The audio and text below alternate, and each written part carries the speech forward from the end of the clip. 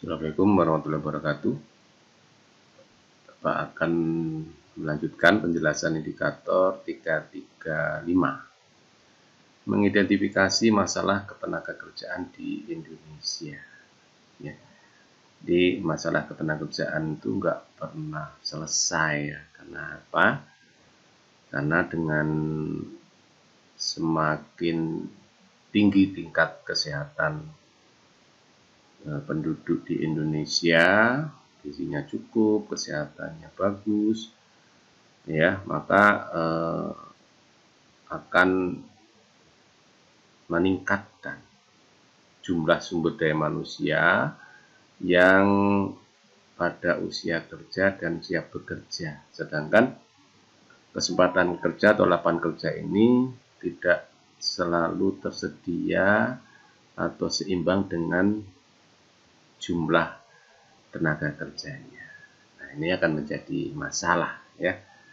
Apalagi tenaga kerja yang kualitasnya selalu ketinggalan dengan perkembangan teknologi yang teknologi itu melekat pada kesempatan kerja yang tersedia.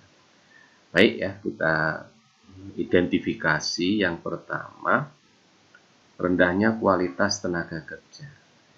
Nah ini ya, infrastruktur dan pengajar yang baik adalah kunci memajukan pendidikan. Jadi kualitas ini selalu terkait dengan pendidikan. Pendidikan yang berkualitas tentunya lahir dari pengajar dan infrastruktur. Infrastruktur itu adalah sekolah itu sendiri beserta dengan perangkat-perangkat di dalamnya. Ya, nah ini menjadi kunci. Artinya kalau pendidikannya berkualitas, sumber daya manusianya sehat, gizinya cukup, ya, dan dia melalui proses pendidikan yang berkualitas tadi, berarti nanti pada akhirnya dia melahirkan tenaga kerja yang berkualitas. Pendidikan atau pelatihan yang baik akan menghasilkan tenaga kerja yang baik. Indonesia belum memiliki itu semua. Karena itu masih banyak tenaga kerja Indonesia yang belum mampu menciptakan hasil produksi yang baik. Artinya memang dampak dari rendahnya kualitas tenaga kerja ini, ya, kreativitasnya juga kurang. Di negara-negara maju, bahkan tenaga kerja yang berkualitas ini justru menciptakan lapangan kerja baru. Karena dengan kualitas SDM itu dia kreatif, tingkat kreativitasnya tinggi, sehingga menciptakan barang dan jasa yang pada akhirnya dia menciptakan kesempatan kerja baru. Ya. Kemudian jumlah angkatan kerja yang tidak sebanding dengan kesempatan kerja. Jadi angkatan kerja itu adalah tenaga kerja yang siap bekerja, ya, yang usianya 18 sampai 64 dan siap bekerja. Nah ini jumlahnya meningkat terus setiap tahun. Sedangkan kesempatan kerja ini meningkat, tapi meningkatnya tidak sebanding dengan meningkatnya angkatan kerja. Sehingga ini menjadi masalah setiap tahun. Meningkatnya angkatan kerja tidak diimbangi oleh banyaknya lapangan kerja yang tersedia, menyebabkan beban tersendiri bagi sistem perekonomian. Ya, terbebani pada akhirnya. Karena apa? Angkatan kerja yang tidak terserap di lapangan kerja ini membebani yang pertama bahwa dia nggak punya penghasilan secara kontinu, bahkan tidak punya penghasilan. Sehingga dari penghasilan itu seharusnya ada kontribusi pajak ke negara. Jadi kalau sampai angkatan kerja ini nggak bekerja, ini nggak ada masukan ke pajak, ya.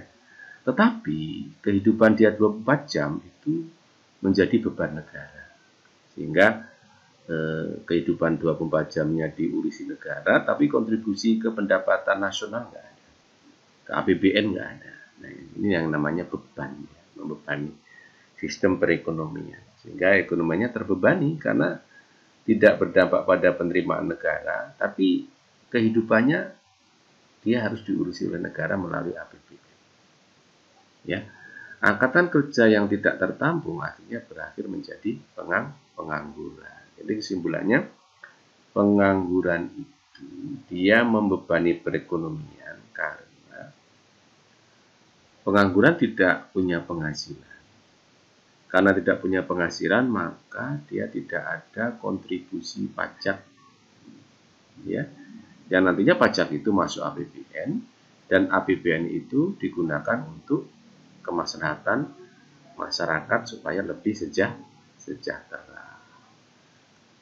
Berikutnya, persebaran kerja yang tidak merata. Ya, tapi sekarang sudah mulai bergeser ya.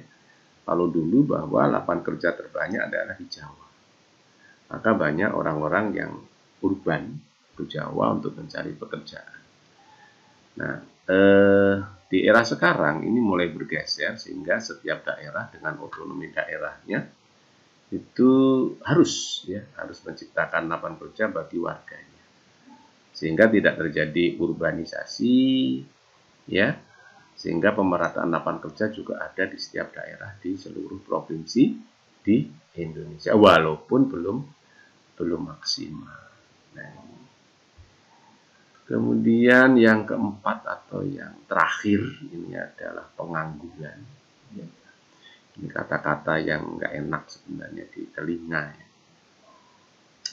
Karena pengangguran ini kalau di tengah masyarakat orang melihatnya berbeda. Jadi semacam nggak nyaman lah ya.